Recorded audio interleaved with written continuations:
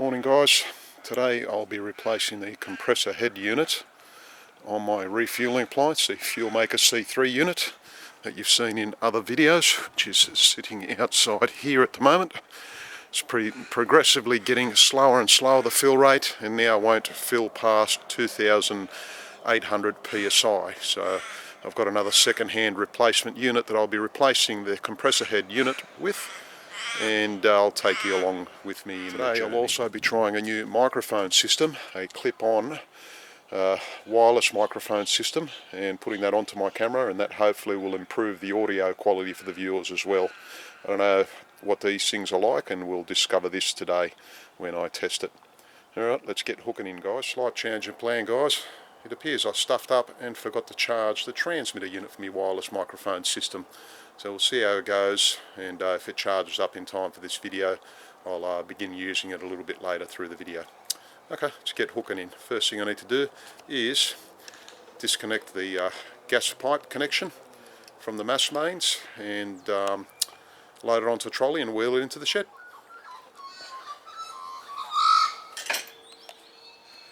I do apologise about the video cutting out before guys, but I am plagued with old camera equipment with ancient lithium ion batteries that are pretty much stuffed.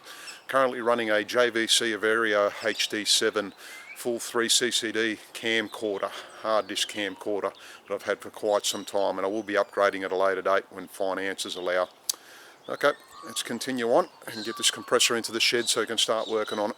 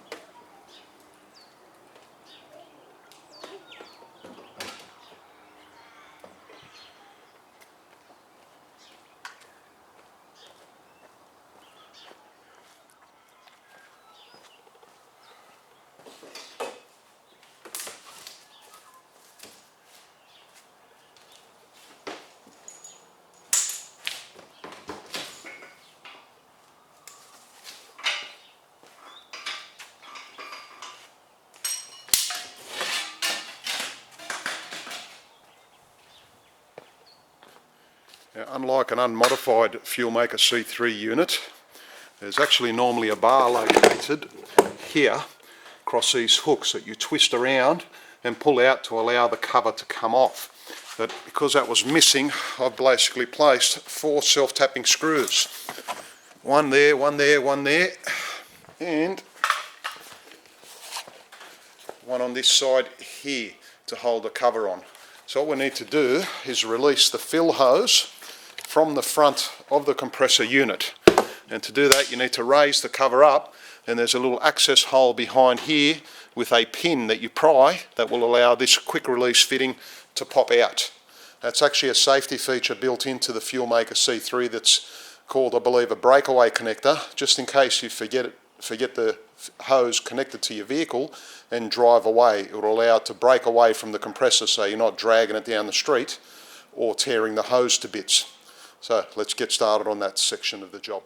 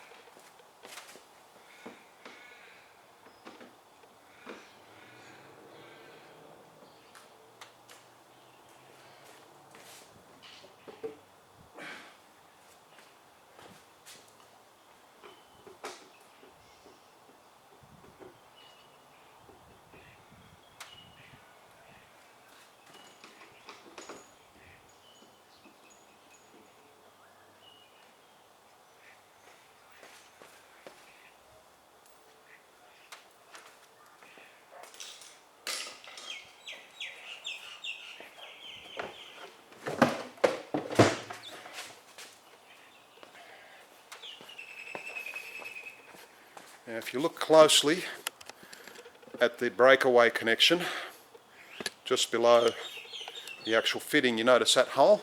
That's where the little plunger is. So you reach in with a small flat blade screwdriver, pry it up, and that should in turn release the actual hose. Sometimes requires a little bit of force. You've got to push down a bit first.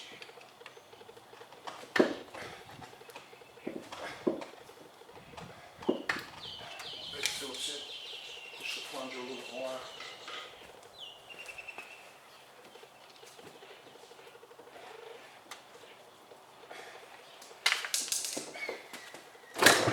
There we go. If you're curious, let's zoom out so you can see it a little bit better. That's what the fitting looks like inside there. Some of the tips that I've been given from Me2 Refueling in Canada, which has been supplying me some of the parts, is to use WD-40 on the quick release fitting to keep the seals soft and stop them leaking, and that seems to have made a big difference. Let's continue. Now that the hose is disconnected, we can pull the top cover out and expose the insides.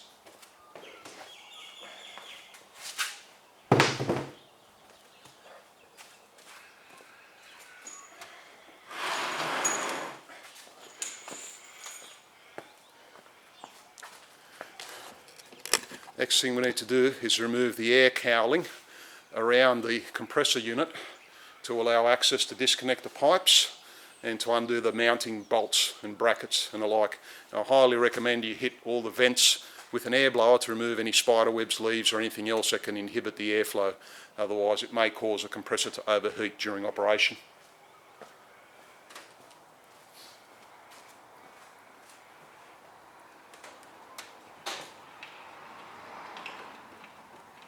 One of the modifications I've made since I've converted this to be controlled by Arduino with a lot of help of a friend of mine, my best mate Mark Potter, couldn't have done it without him, so thank you Mark, is the introduction of these digital temperature sensors. One's an ambient air temp sensor and the other one's a cylinder head temp sensor, and those provide real-time data to the Arduino which I can monitor remotely via the network. And there's one also installed on the engine block here of the compressor as well, so lots of useful information out there for this particular unit. So this is a high pressure hose obviously, and that's a low pressure inlet hose. So we'll start by disconnecting the low pressure inlet hose first.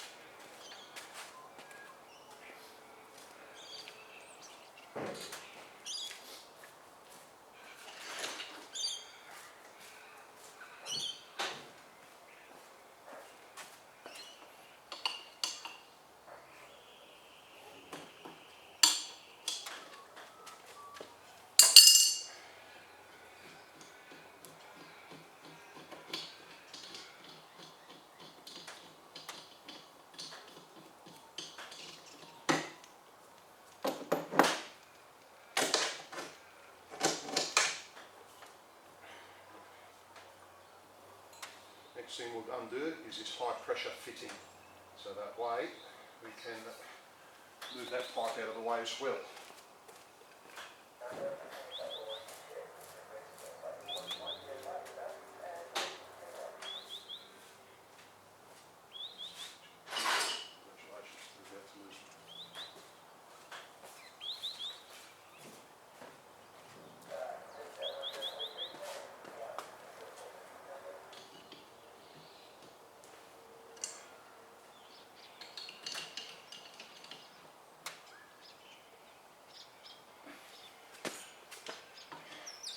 Make sure you hold with one spanner while you undo with the other, otherwise you may twist and break this pipe.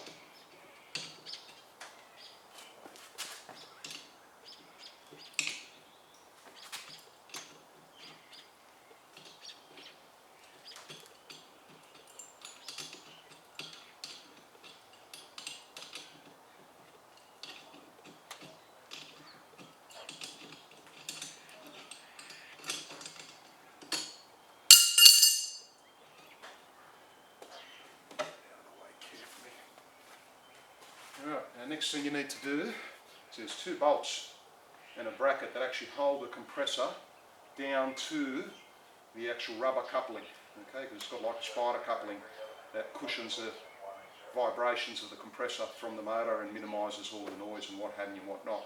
Once I undo these, we'll be able to lift the compressor head unit off. I'll just grab a socket and a ratchet and get that undone.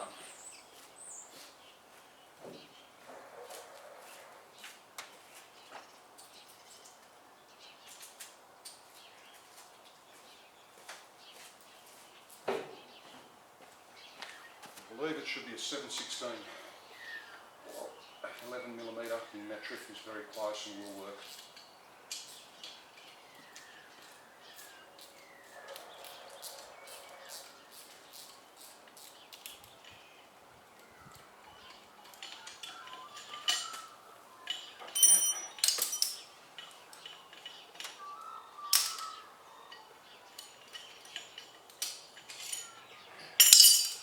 Now you're pretty much ready to lift the compressor off, like so.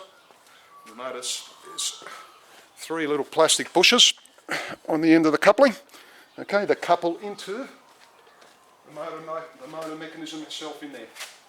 I'll just bring the camera over so I can show you guys. Let's pause this for a minute.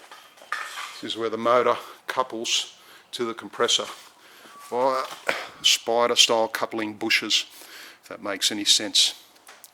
Okay, let's continue. I'll unpack the second-hand replacement compressor. Get ready to put it on.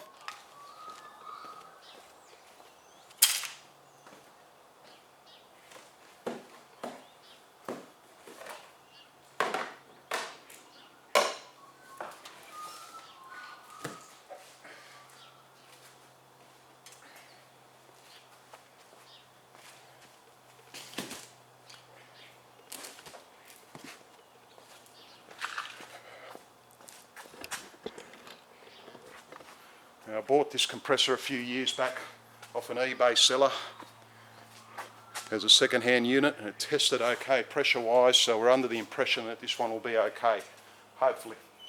And I will be looking shortly locally to try and find someone that can rebuild the compressor so I can have one standing by and be able to continue. These compressors are unusual in the fact that they are not lubricated by oil. They are lubricated by graphite powder, so they're pretty sensitive to moisture. Now, because it's a town gas supply, I'm okay, but if you're running well gas, wherever you're living in the other part of the world out there, potentially you can have some dramas if your gas isn't properly dried. So that's something you need to be wary of, guys. And just to be sure, I have installed filter dryers on the inlet of my compressor to minimise the possibility of that as much as possible. Well, isn't it? Hasn't been unboxed since I bought it a couple of years ago, guys.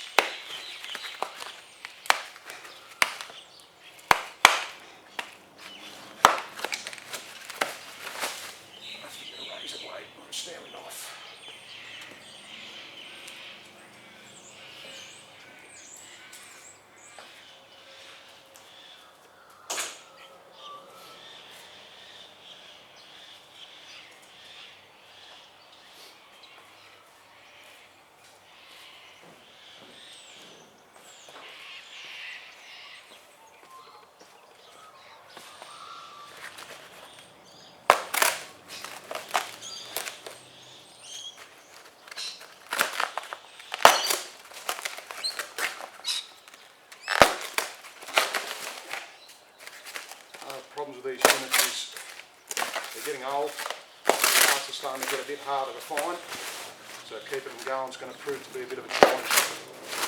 But, considering the cost of a new replacement, being in the thousands of dollars, upwards of $5,000 to $6,000 for a 5 CFM unit of sorts, it's definitely worth trying to get as many hours out as you can out of this unit.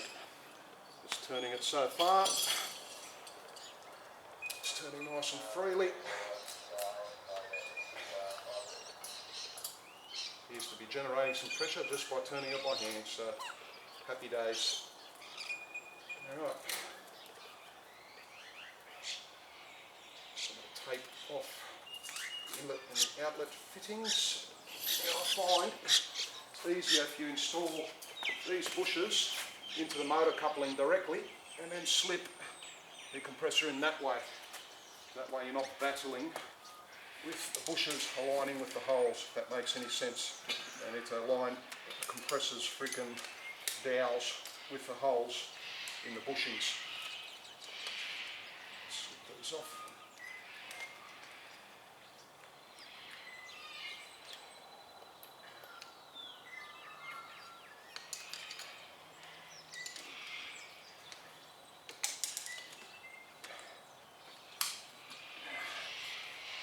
Interest if you're curious, the compressor is a Sulzer, S-U-L-Z-E-R 400 to 200, it's serial number 104-1092. I'll also be removing this mounting dowel for the temperature probe, so I can insert the temperature probe back in again when it's installed. Just get in the right spot there. Tight.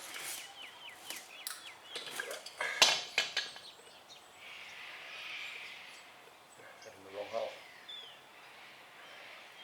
It's the correct hole there. Yep, there we go. And now, once you line up all 3 dowels on this unit, you should be able to go in.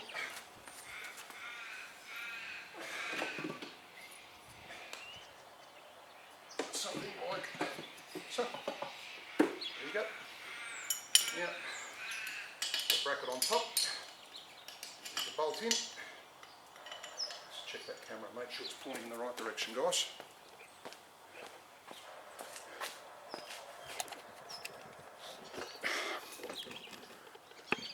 That's a bit better. Sorry about that. Oh no, it's not. Where's the compressor at? There you are. Silly bloody thing. Do a bit of zoom there for you. Zoom a zoom. Okay,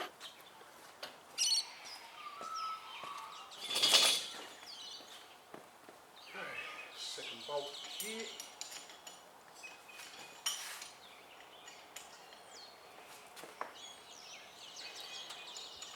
I really don't need much tension on this, guys. Just snip it up, basically hold it in place. 1 or 2 ugga-duggas will do.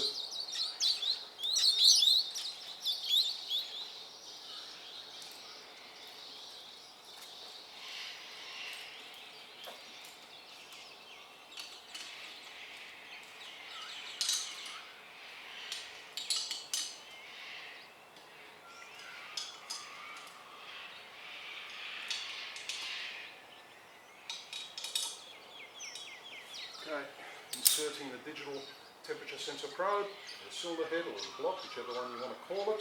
I'm going to reconnect the high pressure gas pipe. Again, 2 spanners is advisable. When you're timing for the final stage, you can nip it up obviously. You need to make sure you start it by hand and start it straight. If it feels too tight going in, do not force it. The type of fittings that are used on these are basically called sway type fittings, where they use a special compression olive that is squeezed onto the pipe by special high pressure fittings. There is a website called swagelock.com where you can order new fittings of varying sizes in Australia as well. So yes, you cannot use copper on these. They need to be special high pressure pipes due to the operating pressures at play. It's very important. Do not install copper pipes on the high pressure side, otherwise you will have a serious detonation. Let's connect it. Connect gas inlet pipe. Again, start by hand, make sure it goes in a few turns, and finish off with your spanner.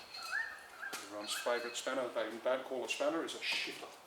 That's what we call it here. You guys probably have a different name for it over in the States.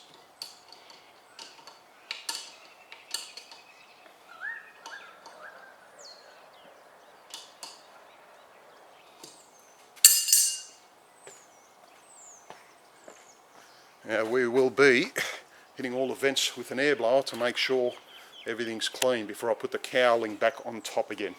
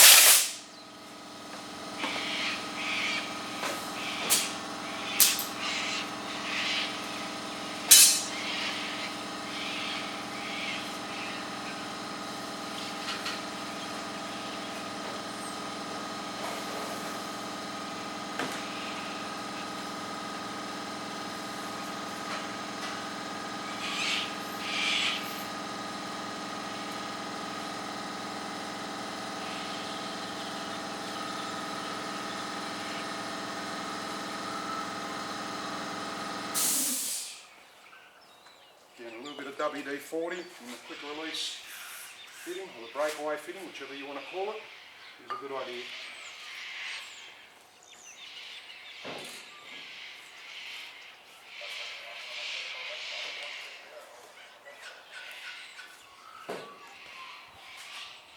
That spider in there, anyone that doesn't know that, they're pretty venomous, so you've got to watch out for those guys. There are many things that can kill you in Australia.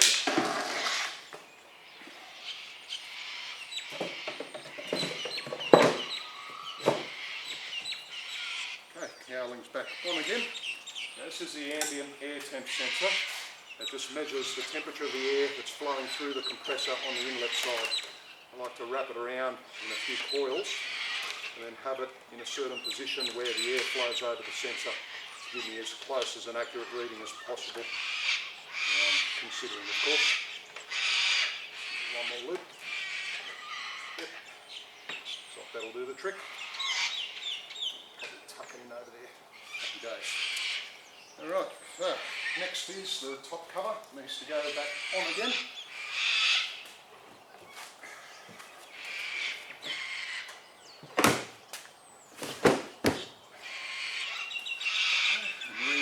All of the screws to hold it back down again. And remember, your one may not have screws because it may still have the original bracket that holds the cover on. As I said before, mine's been modified so it doesn't have that anymore. I really hope this is a good compressor, guys. This is my last one. Otherwise, I'm going to be stressing because I'm going to have to find someone to rebuild one here or source another component for it, or another compressor.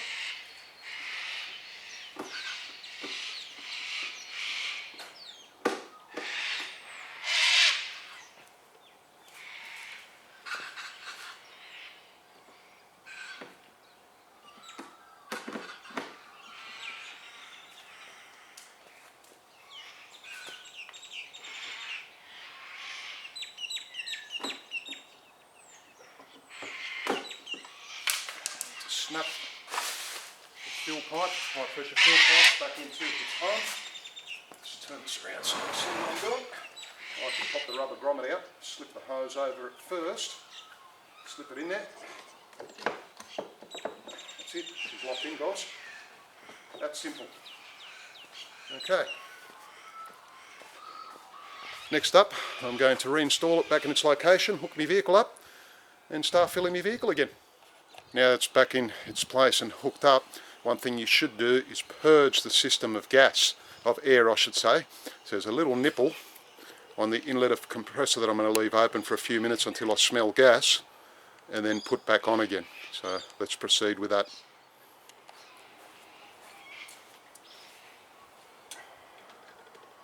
It's important you don't have any naked flames or anything lying around, guys, for obvious reasons.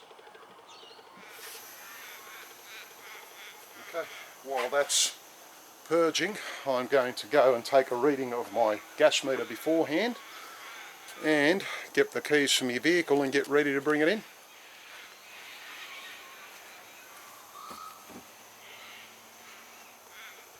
Okay, got a strong smell of gas. That indicates that we've purged the line now.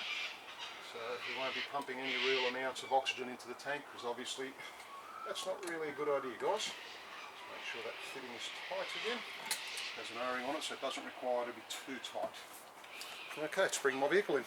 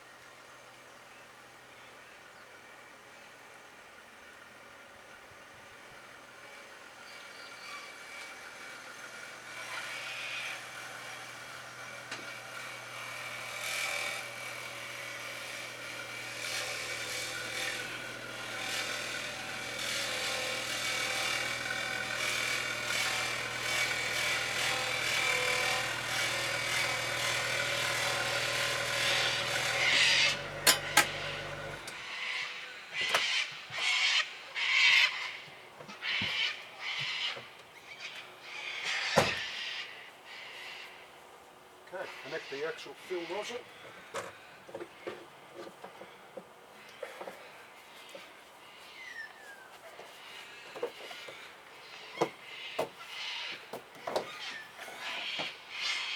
I've got a bit under half of a tank, sitting on about 13 to 1400 psi.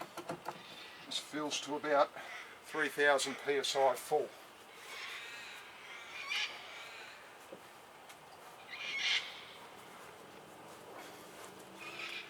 Next move, I'm going to power up the machine.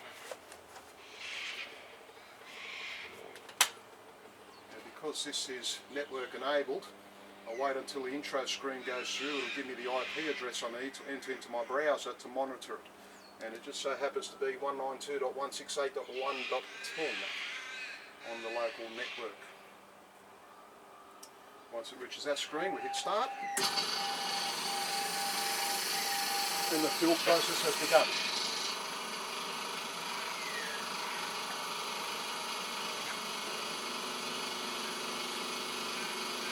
Definitely feels like a stronger compressor. because I can hear the actual fill process.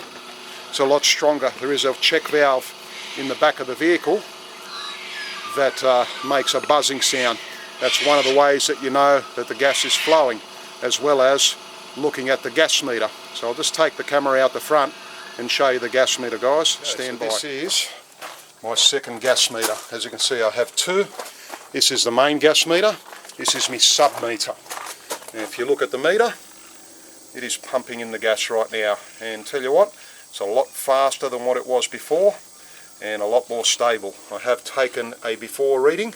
I will take an after reading when it's full, add it to my spreadsheet along with the run time, and that calculates how much money I set aside in a separate bank account so I can pay my gas bill when it's due. Next thing I'm going to do is demonstrate the web browser monitoring facility that we've built into Arduino to control the unit for remote monitoring. I'll punch in the IP address in the browser, press enter, and it loads this screen. Takes a minute to load. And that is just a basic HTML page displaying some basic information of the compressor, the operating temperature, the estimated fill percentage by the little widget at the bottom, and various other little bits of information, as well as a start-stop button that I can activate remotely as well. That makes operating this unit a lot safer because I'm able to monitor it in real time from a distance without worrying. And as you can see, try and get the focus going there, guys. Jesus, focus, would you? Zoom back out again a bit. There we go. Try again. Sorry, focus is a bit buggered on the camera, guys. It's trying. I just have to zoom out to this point here and do it this way. But yeah, you have temperature readings, head and air temp inlet, as well as a percentage full. And yeah, this has served me well for the past couple of years so far, and I'm pretty happy with how it's been going, to be honest. So I'll let you know how long it takes to fill from about half a tank with the replacement compressor head unit, because it's definitely pumping gas a lot faster than the last one. Sorry guys, bad battery strikes again. I'm just going to have to run it off the charger so that way it doesn't keep cutting out all the time. Alright, so that's the process of replacing the compressor head unit on a refueling appliance for natural gas called a Fuelmaker C3. So far so good. It's pumping a hell of a lot faster than what the other one used to. Before I was using the last compressor, it was taking about sometimes 20 to 23 hours to fill both tanks in my vehicle. So I'll fill it for about 18 hours, shut it down, then fill for another 2 to 3 hours the next day to top it up after the tank cools down. There's a natural process of filling the vehicle actually increases the temperature of the gas, which makes it expand, then it means you can fit less in it. Now originally the Fuelmaker C3 does have temperature compensated algorithms built into the system, but we haven't built that into the Arduino, so you have to basically let it cool down, refill the next morning, and away you go, as it were. Now, since the last compressor was installed, I've also installed two brand new gas regulators on my house for the town gas, 2.75 kPa, which is larger capacity, and they're rated at 10 metres cubed an hour, I believe it is, for gas flow, so they're more than adequate now to supply gas quickly enough to the compressor, and hopefully that should also increase the fill speed of the vehicle as well and substantially reduce the fill times.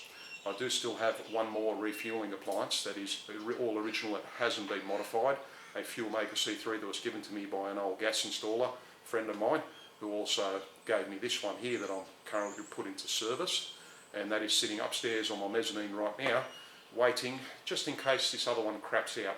And as I said before, I am trying really hard to find a local compressor rebuilder in Australia that's going to dedicate some time and rebuild the compressor unit so I can have a spare unit sitting by. And if that fails, I'm looking at repurposing a scuba compressor, because they run very similar pressures, actually a lot higher, around about 4500 psi, and with the correct control mechanisms and plumbing, I believe I can adapt those units to pump natural gas safely and fill my vehicle instead. So I will find a way no matter what, and I will continue with this project no matter what. So thanks for watching, guys. If you have any questions or queries, drop them in the comments section. Appreciate you tuning in and watching, and catch us next time, guys. Let's keep that alternative fuel dream alive. Yeah.